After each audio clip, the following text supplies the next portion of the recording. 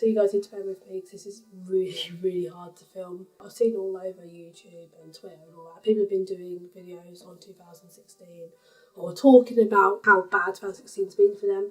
I completely understand it's not been bad for everyone, but I just want to talk about my personal experience of 2016 and what I've learnt from it, especially from like the last 6 months that happened. So the last 6 months have been really hard. I know we've lost a lot of celebrities like Alan Rickman, Carrie Fisher, and there's so many, I can't name them all as one video, but that's why a lot of people have hated this year because of that. There's been a lot of tragedy, a lot of people have died around Christmas and all this. So I want to talk about what the year's done for me, and that's why I'm quite nervous because some of it is still very recent and quite upsetting. But I want to tell you because I feel like you guys should get to know me more, and that you guys should know what's really going on in my life and what's been happening. So if I ever have to come off YouTube for a while, you guys understand why.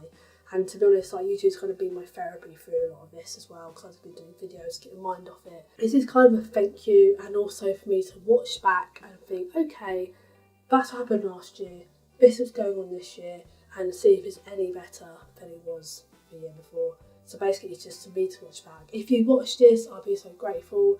I'll be amazing because it's really hard to film anyway. This week will be quite long, I apologise, but I just need to talk about it. And this is really hard for me to film, so it does mean a lot of effort to anyone who watches this. So I'm just going to start. It all started off when my grandma a few months ago diagnosed with dementia, which obviously is very heartbreaking to know about, and I stupidly decided to block it all out and ignore it. Because I was like, she's fine, she's not that bad, she's only got mildly, so I'm just going to ignore it and it's all going to be okay, and she's not going to forget me, all this and all that kind of stuff you think. But anyway, there is actually a drug on the market at the moment which she's actually been supplied with, and for a while she was actually getting better and her memory was improving. I have recently been told it might not be working anymore, but I'm not going to talk about that right now. But she was doing really well at the time. It was a really good drug. Anyway, and then Effie was okay. It was a normal kind of ups and downs of life going on. But my granddad was caring for her. He was getting really stressed out about it because obviously with dementia, know someone with dementia, anyone in your family has dementia, you would know that it's quite a life-changing addition for everyone around you as well as yourself. They're both in their late 80s, so he couldn't really cope with it either. I've got an American uncle, he's from Connecticut, and he came down to see his family down here, all of us, and obviously his parents, and he found my granddad collapsed downstairs, but practically almost dead. I recently found out that a carer, I'm not going to say their name, not going to say where they work for, I don't believe in internet slander or anything like that, but I found out that a carer came in and they found him but didn't do anything, didn't call an ambulance or anything like that, just left. And I think they're claiming that they weren't around when it happened. It's not important. I do get very angry to think about it, but it's not important. So obviously the ambulance was called, he went to hospital. He was practically at death's door. But I want to talk about how much I learnt about the NHS and the nurses. The nurses were incredible. There was a nurse who would always make me smile and always make me laugh. No one's going to visit my granddad. He was doing alright and they were looking after him well. Around Halloween I thought he was going to die, so I made myself go and kiss him goodbye. I didn't want him to die and me not say goodbye to him, and it was obviously really hard to do. But anyway, he survived, and I remember thinking how much of a miracle that was. I was like, this is actually a complete miracle. I never believed miracles in my life until that day. I was like, I cannot believe it, because I genuinely thought he was going to go. Later on, we found out that he had severe dementia. We don't know what happened because he was always such a strong man. Like, he would never show his feelings. If he was ill, he'd never tell us. And we don't know if he'd been hiding it for a while, but all of a sudden it's like that, he just changed and he doesn't know who anyone is anymore. And I haven't actually seen him recently because I've been kind of scared of seeing him, but they have both been admitted into the same nursing home. So they are currently nursing home at the moment, but my family are paying a lot of money for the nursing home, which is obviously quite sad, but it's the best place for them right now. So a lot has changed for me in these last 6 months that I'm not happy about. But I have learnt so much. I mean, like I said about the NHS, all the nurses at hospital are just amazing. If I could give them loads of money just to say thank you, I would. Obviously I can't. Same for charity, dementia charity. I learned how strong I am as a person. I'll go into more detail about that in a minute. But the fact that I went and said goodbye, because obviously when my nan died when I was 18, I didn't say goodbye to her because I was so upset that I see her. I've never experienced death in a family until, I've been to animal death, but I never experienced a human death in a family until I was 18, so I think it's actually quite lucky, because some people get deaths like a lot younger.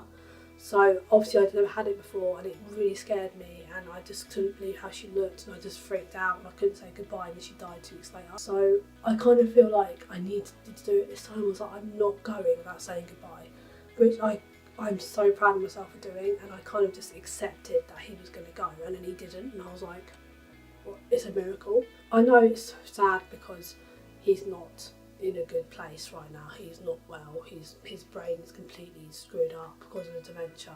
I mean, my whole family, like my mum's worked with dementia patients, so she understands, but my whole family have had to deal with it, and they never had it in their life. Like my uncles and aunties have never experienced it. Now both their parents have it, and it's just my entire family, like everyone is just so strong. It's all so inspiring to me. If you're in a room with all my uncles and aunties and everything, we always cracking jokes. That's where I get my banter and my jokes from, and we just use jokes and humour to get through hard times, and that's what like everyone's still doing. But you can tell that it's taking a toll on everyone. It's completely destroying everyone. Moving on to the next thing, about a week ago, a day after my birthday, actually I decided to do this for some reason. I had to cut contact with someone who meant a hell of a lot to me, because I liked them. I basically fell for them, and because I'm an idiot. And they didn't like me back, and I knew they liked someone else. So I even told them I knew they liked someone else, and I was like, why am I telling them? Because I know they like someone else. What am I doing? But anyway, I told them. Obviously, like nothing changed our friendship wise. I felt differently. Like I kept getting upset. I kept getting paranoid and jealous, and I was like, this isn't a friendship. What even is this? I don't know what to call it. So basically, I cut all ties with them, and I was like, look, this isn't forever. It's just until I gather myself up and get over you, and then I can be your friend again. If they ever come back, I don't know. But anyway, obviously I never talk about my love life or ex-boyfriends, anything like that on YouTube, because I feel like, you know, it's not important. Like, it's my personal life, and I don't want to publicly slander anyone on the internet for anything they did to me in the past. If I did mention them, I'd never say their name. But I felt this is important to mention. The reason why I feel like I'm stronger for letting go of this person so early is because I went through a very, very, very bad, I wouldn't say it wasn't breakups, we were never together. I was going to say breakup, it wasn't even a breakup. It was basically, I never spoke about this on YouTube before, but I basically fell in love with someone for 2 years. I was unrequited for a whole 2 years, and it completely destroyed me as a person. I was a complete mess because I couldn't deal with the fact they didn't want me.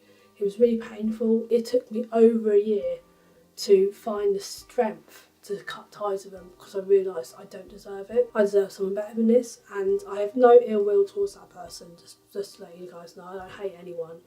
Like, I'm all about me. If someone means a lot to me, I'm all about being friends with them in the end. I'm one of those kind of people. It took me so long, and then I just suddenly thought, you know what, like, I can't do this anymore. I genuinely believed that I couldn't live without him. I'm convinced I couldn't live without him, and I now realise over a year since I did it that I can live without him, and I am living without him, and I'm doing YouTube, I'm at uni, I've got other friends. I don't hate the guy, and if he wants to speak to me, I'd be perfectly up speaking to him, being friends with him, all that. It's just, I learned if I can give her a heartbreak, I can give her any heartbreak. And if you know this isn't technically a heartbreak, like I got out before it turned into something so much worse, and I realised that my self-esteem has got so much better because I would never have been able to do that in the past. I actually now believe I deserve somebody who actually wants me back. I now believe I'm a good person. I actually think I'm a good person now, because it took me like years to even think I was a good person. And I can actually look in the mirror, because honest to God, I couldn't even look in the mirror. I look in the mirror at myself and I'd be disgusted with what I saw. Just general, like, not liking how I looked. It doesn't bother me anymore, which is a really, really, really lovely thing to be able to say. Anxiety is so much more under control. Like, there's still certain things which I'm going to admit to you, but I don't like admitting to it because it's really odd and I feel like it's really weird. But the only thing that causes panic attacks now is my love life, which is really weird. It's not just my love life, it's relationships. Like, if I fall out with someone, who was like a best friend or like a friend of mine. If I fall out with anyone that I was friends with, if a guy I like rejects me, if I break up with someone, any kind of things to do with relationships, if I have to see that person, I'll have a panic attack.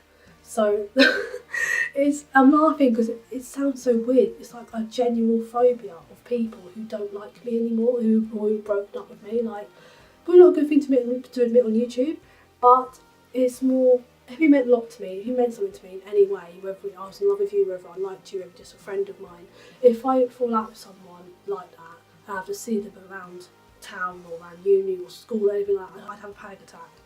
And it's still something that I can't control. And like the last month or so at uni, I've really suffered with it. So 2016 is actually the first year I was able to look at myself in the mirror and actually like what I saw. And actually it's such an incredible feeling. Like I still have days where my anxiety tells me that I'm not good enough, that I'm crap at everything and that I'm never going to get a boyfriend, all this kind of stuff. I'm just so much more confident. I've been told I'm more confident, and the stuff I've been through this year, as much as I can't wait for this year to be over, I feel like I'm more prepared for 2017. I don't know what it's going to bring. I'm preparing myself for the worst, but I want to start 2017 as a fresh and be like, okay, that year is over, this year's going to be better. And I know that I can't make someone love me, I can't make someone want me, and I'm okay with that. I know I can walk away now, and I know I deserve better than that. I know I'm a strong person because what happened to my grandparents has proven that, because I don't cope well with change, but I am doing better at actually dealing with it, because people don't like telling me things because I massively freak out when something really bad happens. In general, my anxiety's doing better, I'm doing better, I'm a stronger person from what's happened, and the only thing I need to control now is panic attacks over seeing certain people after we fall out. Or break up or reject me or whatever. But anyway, so yeah, this video was so hard and so scary to film, but I wanted to, I would say little chat, but it's probably going to be about 20 minutes long. If you do watch this, it means an awful lot to me, and I've submitted so much, so I hope you guys know me a little bit better. I hope you guys will have an absolutely fantastic 2017, because I'm actually going out to first time New Year's Eve ever, which I'm really excited about. And I just want these guys to know that everything bad that's going on in your life right now, it will get better, and hopefully I can be proof of that one day. And basically just to say, you're a lot stronger than you thought you are, and you can get through anything that life throws at you, and 2016 has taught me that maybe I can too. Bye guys.